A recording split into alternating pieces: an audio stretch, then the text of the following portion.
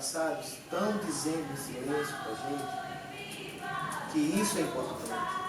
Viva, viva São Gonçalo, viva, ora viva, oi, viva, ora viva, oi, viva, viva São Gonçalo, viva, viva São Gonçalo, viva, São Gonçalo já foi padre, São Gonçalo já foi padre, hoje ele é marinheiro.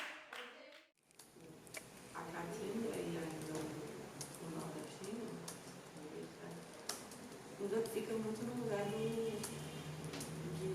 estar sendo jogado para o mundo, né? É o mais conhecido, o estereotipado daquele jeito, né? Que é visto, seca, essas coisas assim. Mas ninguém parou para ir lá e vivenciar, e saber o que é. E são coisas diferentes. O bioma, os biomas são todos diferentes. Cada um vai saber sobreviver com aquele ambiente específico.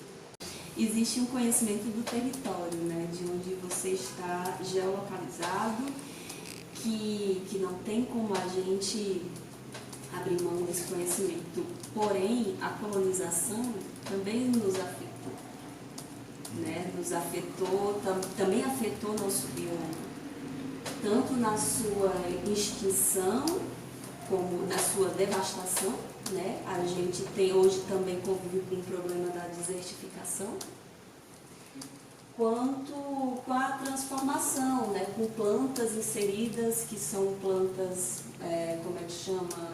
Predatórias, que vão, como é o exemplo da algaroba, que foi uma planta espalhada lá para poder alimentar o gado, que inclusive o gado ele é super, ele não é tão adaptável ao semiárido, porque ele precisa de muita água, né? Enquanto o bode é o contrário, né? O bode ele precisa de menos água. Então o bode era muito... Canudos é um exemplo, né, de convivência com o semiárido, porque todas as práticas levavam em consideração esse ambiente e a sustentabilidade, de fato, né, dentro dele. Mas como eu disse, né, a gente também foi colonizado e passou por processos de industrialização, de construção de cidades, e nós somos de Petrolina, que é uma cidade hoje de 300 mil habitantes, muito conhecida internacionalmente pela irrigação, né? E pela fruticultura irrigada, né? Exportamos então é um contexto totalmente diferente, né, do que foi vendido sobre o sertão, sobre o semiárido, muito em função da tecnologia da irrigação. A gente também é ribeirinho, a gente vive na beira do rio São Francisco, então a gente tem paradoxos muito grandes também na nossa região. A gente tem essa riqueza do rio, tem a irrigação e tem a área de cerqueiro, onde pessoas não acessam a tecnologia de irrigação e estão morando longe do rio, e aí enfrentam sim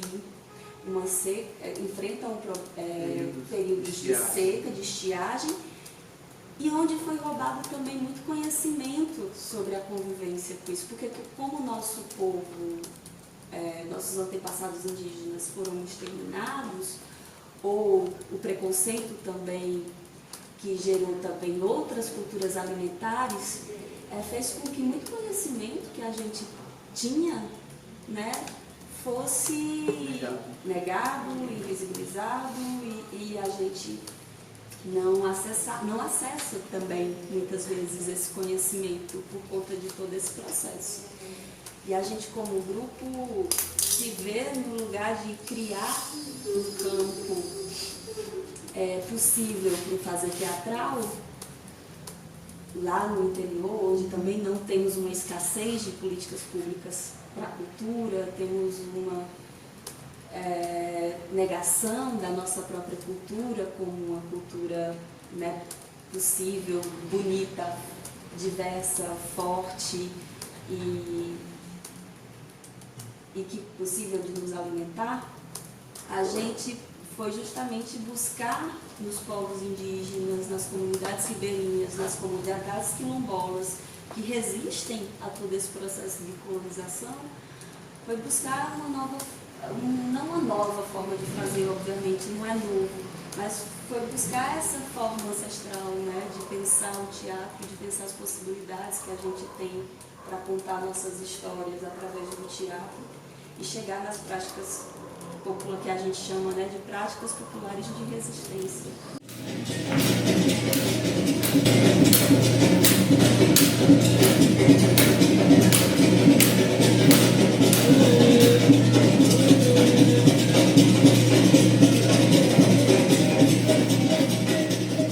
Hoje está envolvido a dança, mas não só a dança, está ali desde o dia anterior, de toda a organização para aquela festa, desde as mulheres no quintal, no fundo, né, onde não tem cerca, onde quando você, por exemplo, você vai lá dentro de uma sangana, você vai para o fundo das casas, você pensa que é uma casa só, porque está todo mundo. É um ambiente só, assim como lá em muitas partes ainda do quilombo da mata. Do Fugêncio, onde estão desde lá todo mundo se reunindo para descascar as verduras, enquanto outros estão fazendo a matança, limpando o terreiro, toda essa organização para se realizar, né, a festa, e o que ela significa, tanto espiritualmente, quanto socialmente, quanto culturalmente, né, para se manter vivo ali uma forma de viver possível.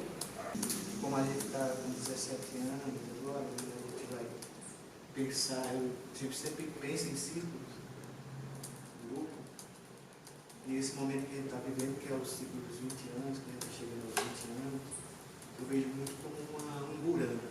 A umburana é considerada a árvore rainha do sertão, porque ela, tanto a madeira, todas as esculturas que a gente tem do Vale do São Francisco, elas são feitas, principalmente as carrancas, são feitas da madeira da umburana do pombal, quando está morta. É uma planta que cai, parece que está morta, mas ela enraiza o galho, e ela renasce. Porque se está morta, ela tomba e ela tem aquela semente que é contra a inflamação, então ela tem a casca também serve. A casca foi usada para fazer pólvora, essa é uma grande mistério para mim. Era a casca da umburana que era feita para fazer pólvora. Com o salitre lá de Juazeiro. Eu pegava o salitre de Juazeiro, que é o sal, e levava para a umburana lá. Então, isso é... E também ela, quando está caindo da tarde, ela fica dourada. Entre prata e dourada na caquinha, quando ela está mudando de casca. Então ela sempre está mudando de casca. Então ela é linda assim, linda. Então, nesse momento a gente está mudando de casca.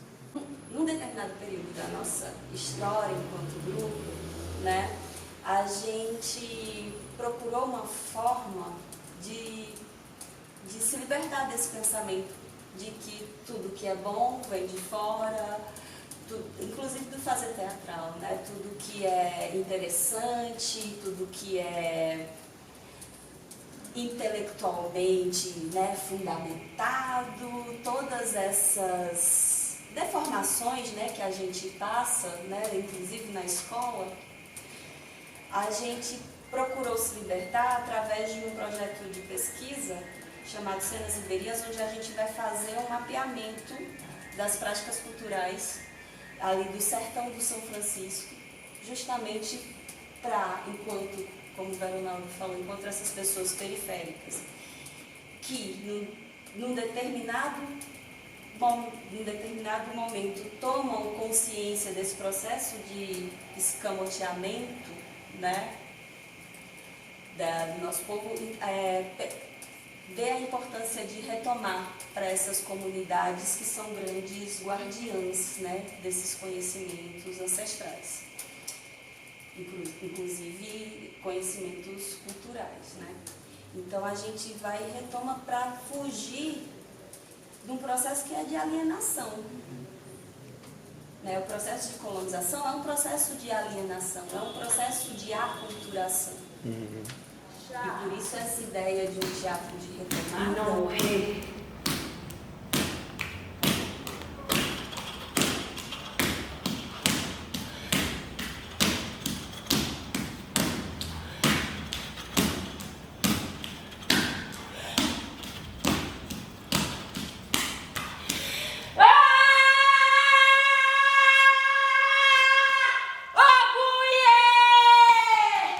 Salve os campos de batalha, salve a mãe das águas, salve a Virgem Maria, a sereia mais bonita!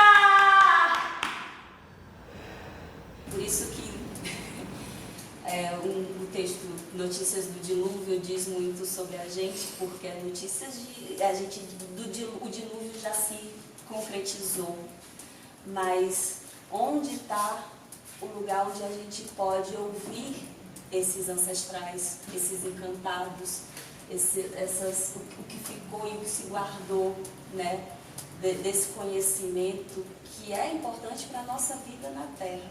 Então, essa questão da alienação, ela envolve a alienação do território.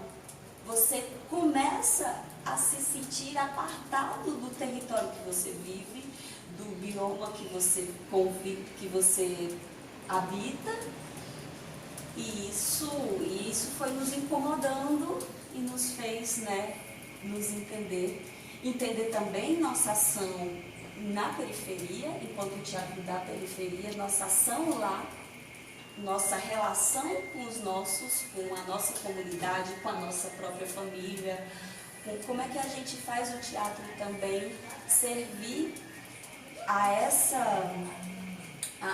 esse território também, né? E não pensando somente como muitas vezes a gente viu artistas e amigos nossos pensar que qualquer carreira ela só era possível se fosse para a capital, se saísse do seu lugar.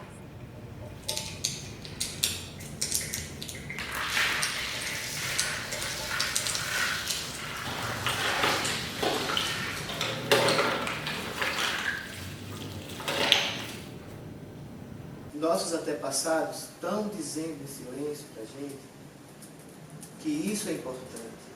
Quem já viu Encantado, no seu momento de luz,